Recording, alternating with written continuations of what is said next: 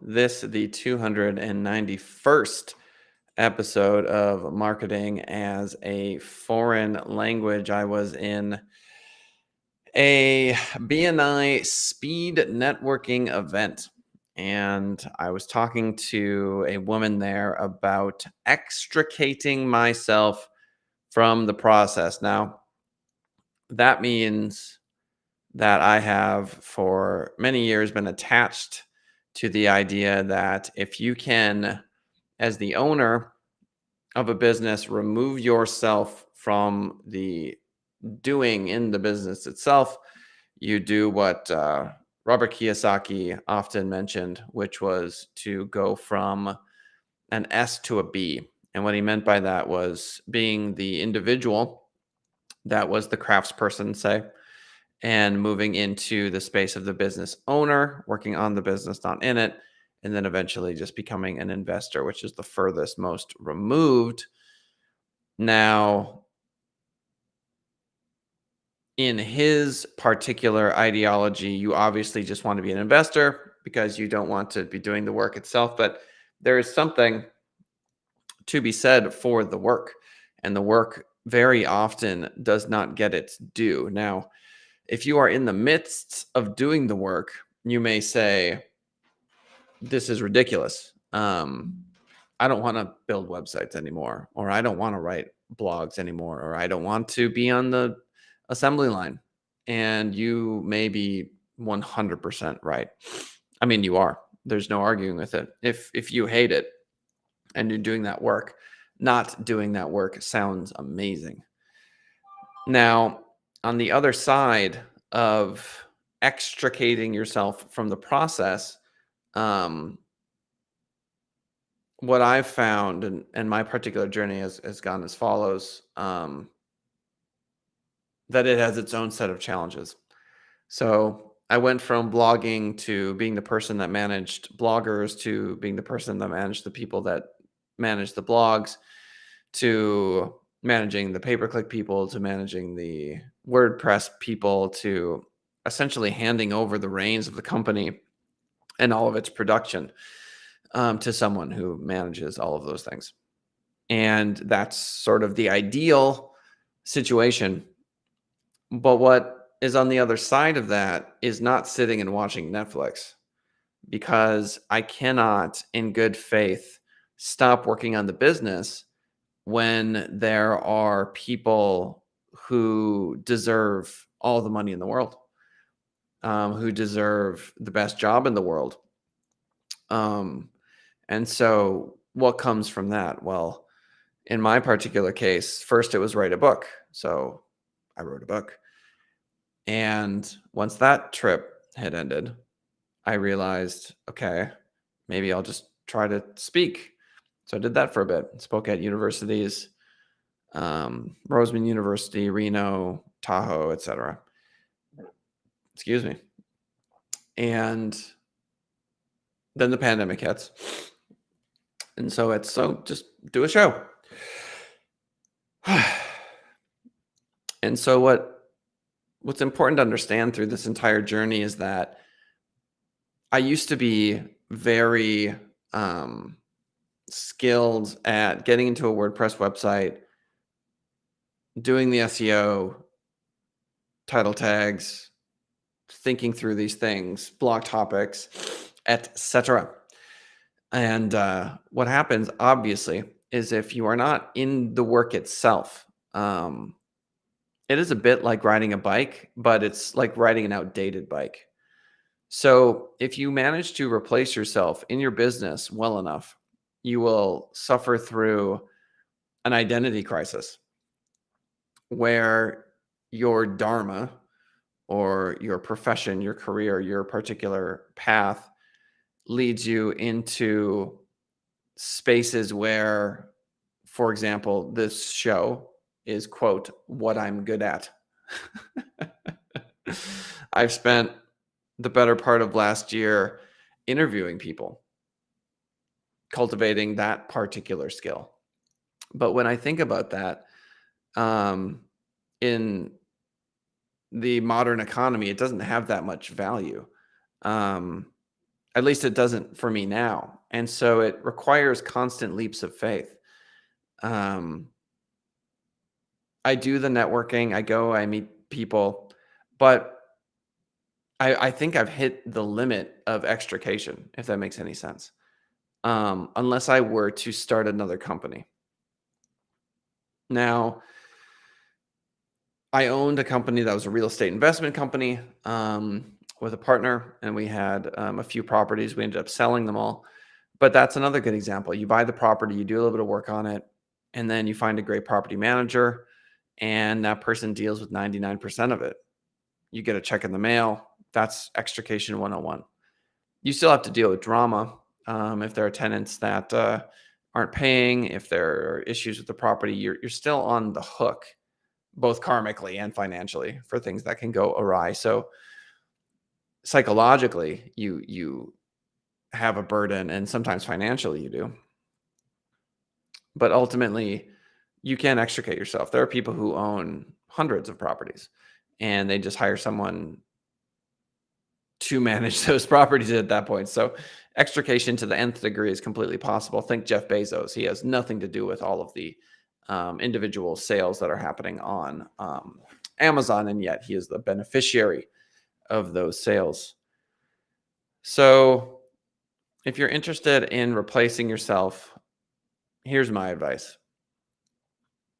Do not micromanage people. There. I said it.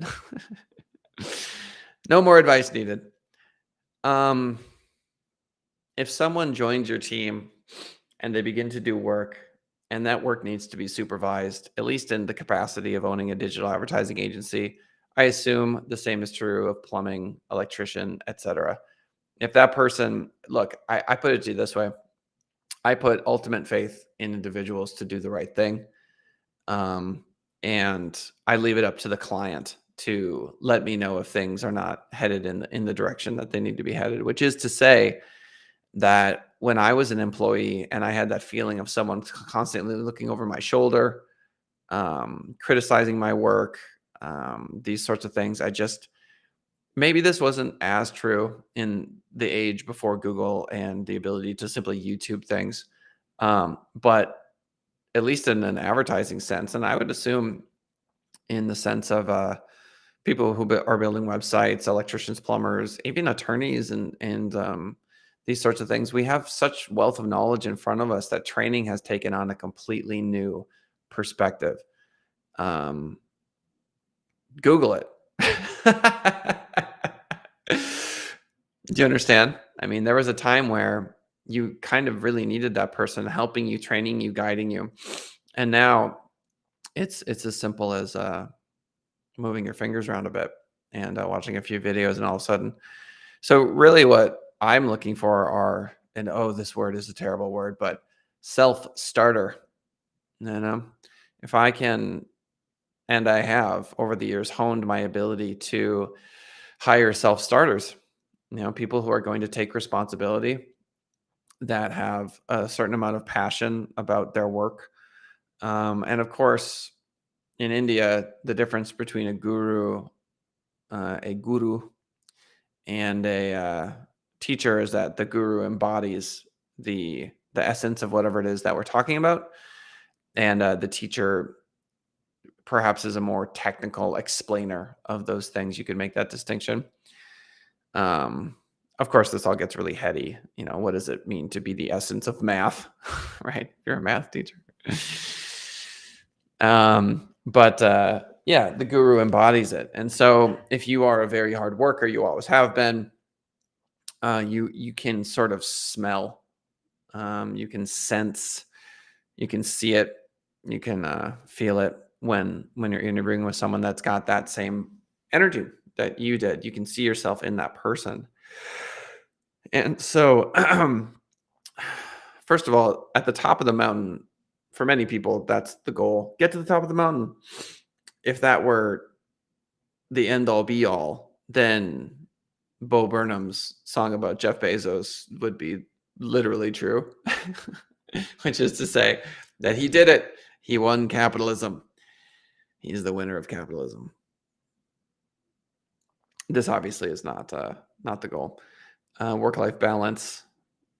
Um, if you want to get really deep, understanding your true self, um, understanding that we are all one, these sorts of things are much more loftier ambitions than becoming a billionaire.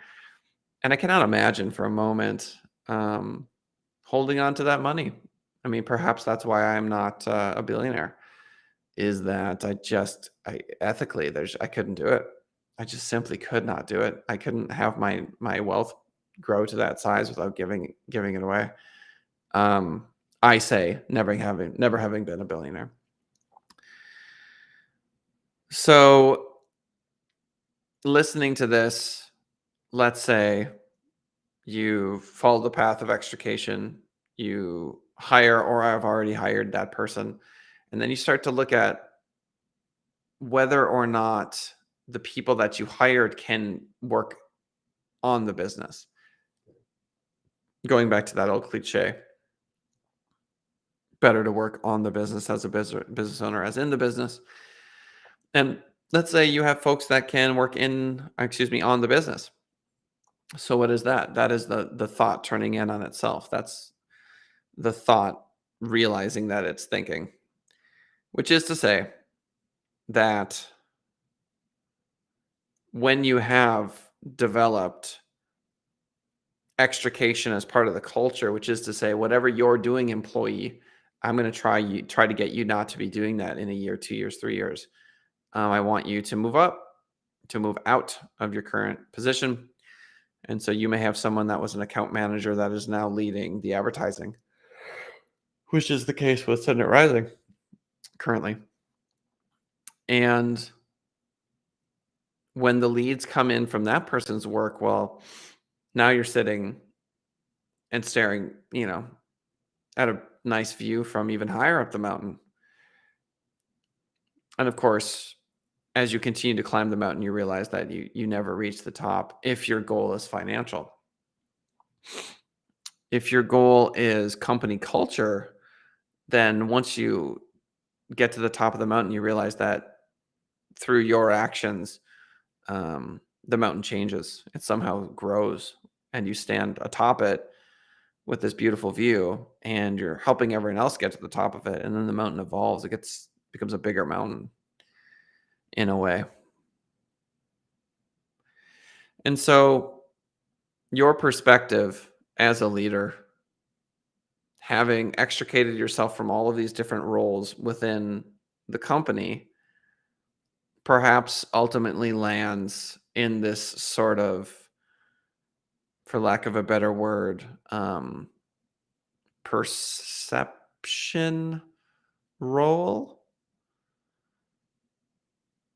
In other words, you have been blessed through the work of incredible human beings to be given a perspective that, should your vision prove true, or should you be able to maintain a certain mental state, emotional state. A good example would be Richard Branson. If you watch him in interviews, there's a certain quality that he's developed over the years. I see it in Mark Zuckerberg too. A certain quality that he's developed. And it's easy to look at these sort of famous folks and attribute these qualities to them when obviously they are fallible human beings. So why don't we just talk about the quality of, say, like Marcus Berg, who's a local personal injury attorney, or owners of local companies. They too exhibit this quality, and you can strike a perfect balance in the context of small business. And so this idea that it constantly, the mountain has to change, or you have to take your team and climb new, taller mountains is completely subjective. You certainly don't have to do those things. And I have spoken with folks who I project my own desire system on them by saying, "Oh, you're a bookkeeper. Why don't you grow and hire an employee?" And they say, "No, I'm happy where I'm at. I don't want that."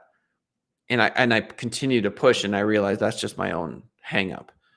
That's my ego attempting to become external when it has no business doing that.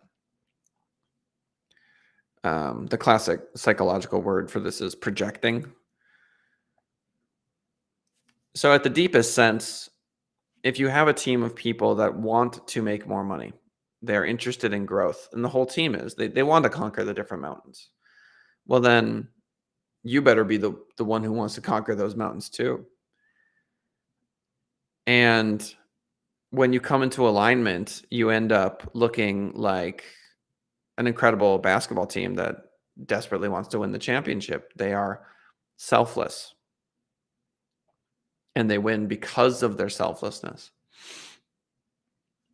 In Hinduism, there's a word that describes mystical powers. They're known as siddhis, not cities, siddhis. And there are a lot of fantastical stories about telepathy and healing and these sorts of things. If you look at a championship basketball team, you could argue that they are tapping into siddhis because they've developed a cohesiveness and a selflessness that is necessary to attain that sort of championship mentality. Again, assuming that championship is what you want. Being a champion is quite the path. Quite the path. Any Olympic medalist will tell you that. And so no single basketball player has ever scored all of the points in a winning game. Not once. Isn't that funny? No, I mean, no one's ever had a 90-point game and they beat the opposing team 88-90 or 90-88. It's never happened. It's never happened, not once.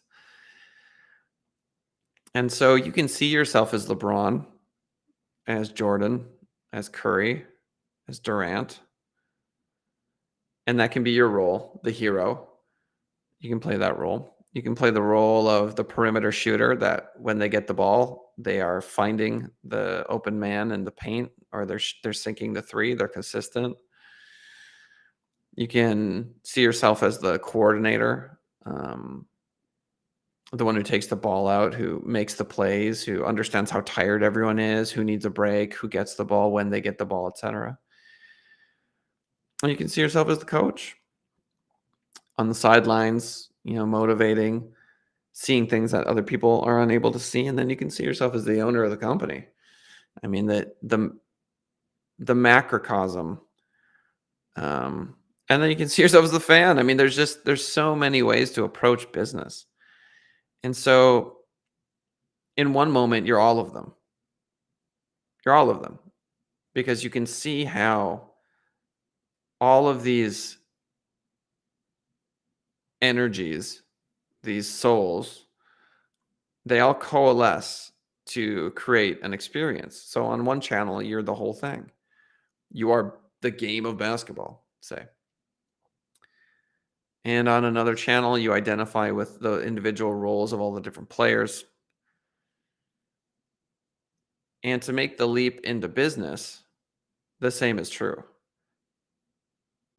If you are standing at a cash register at McDonald's, fulfilling that particular role, you are still working on yourself, your patience, how you're feeling, your truthfulness, etc. And the qualities that you exhibit and the lessons that you learn in that particular role define the next role. In my experience, having been someone who wrote blogs, it's an invaluable pain. I know that fingers hurt. I remember. I'm there right now. I am in the past, which is the eternal present, with the aching fingers after having written blogs all day. That's right now. What's also right now is the first task list I ever created to have bloggers create certain tasks and follow up with them, managing these people. So I am those people. And the more you're able to take your consciousness out of your own melodrama, your life, your problems, physical, mental, otherwise, and dive into the consciousness of another human being, specifically one that is in your world, you are technically practicing empathy, but empathy 2.0, which is I'm going to wake up in your consciousness. I'm going to move my consciousness into your experience, and I'm going to feel, see, and understand your life. And that selflessness offers a perspective that shows treasures that are otherwise imperceivable. An example of this in the marketing context would be, oh, let's just do a focus group. Okay. Okay. People come in, great. The focus group is its own game. People are being paid, so what are their opinions really? They're colored by the fact that they're being paid. And a focus group has its own shortcomings, but you do the focus group and you realize that people like this product for this reason and they don't like it for this other reason. Okay, fine. To sit in your office and wake up, I'll put it this way. I'm the CEO of McDonald's. I am wealthy. I wake up in a stunning, stunning home. Um, my back hurts. My eyes are kind of dry. Shower, hop in my incredibly nice car, um, and go to work. Everyone's looking at me, and all of the people that are surrounded by me are wealthy in their own right as well, because I work with the executive team. So, and all of these people have incredible stories of how they got here. They started in their early days of McDonald's at certain places. Their stories are amazing. I mean, these are amazing people, and they deserve all the money in the world. Absolutely incredible. And I've got ecological issues I have to deal with. I've got 17 meetings. I got to go to do this interview, got this meeting at this time. I'm trying to save the world through the lens of McDonald's. I have to justify the fact that we're serving a lot of meat, right? But could I shut it down if I wanted to? No, I'm just the CEO. They will replace me in a heartbeat. In a heartbeat. So we're working on stuff like the McPlant because we know, vegetarian consciousness is a big thing nowadays.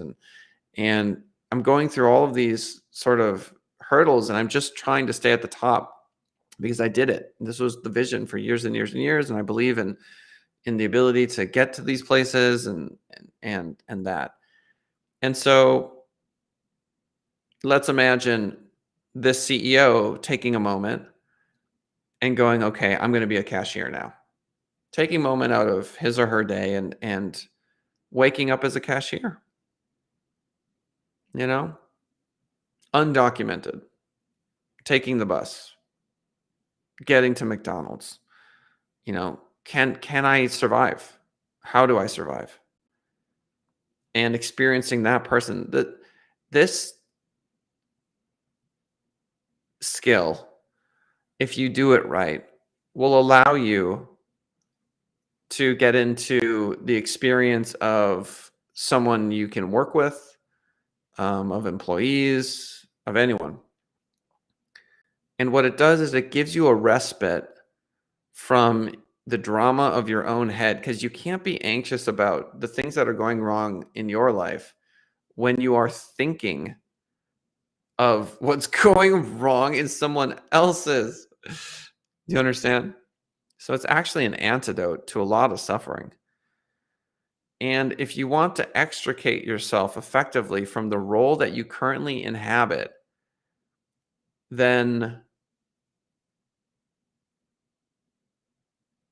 the benefits and drawbacks of that particular role are better understood by you because you did it.